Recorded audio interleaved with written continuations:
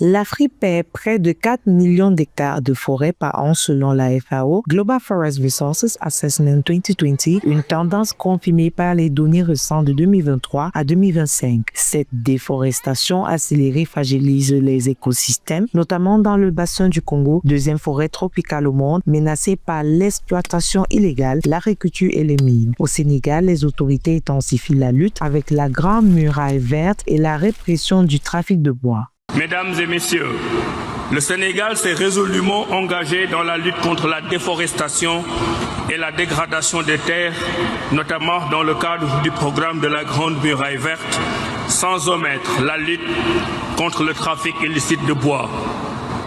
Sur le terrain, plusieurs programmes de gestion durable des ressources naturelles sont déjà déployés. Forêts classées, plans d'aménagement et initiatives communautaires visent à limiter la dégradation des écosystèmes tout en assurant les moyens de subsistance des populations locales. Des expériences que certains pays africains souhaitent aujourd'hui valoriser sur la scène internationale comme exemple de bonnes pratiques environnementales. Il y a eu beaucoup de plans d'aménagement noyés sur diverses forêts classées, divers écosystèmes même des communautés que nous soutenons. Et je crois que c'est ça qui est ce qu'on peut montrer à l'international.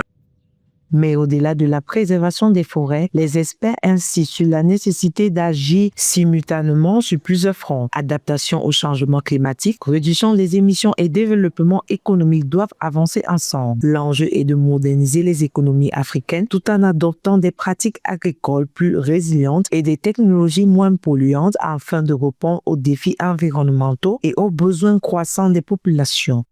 Que ce soit l'adaptation, l'atténuation et le développement, les trois doivent se déployer en même temps. Comment on met en place des semences à haut rendement et qui résistent mieux au stress climatique. Et pendant qu'on fait ça, on adopte des mécanismes beaucoup plus respectueux de l'environnement. Comment on s'industrialise, comme Madame l'a dit à juste titre, avec un équipement beaucoup plus vert.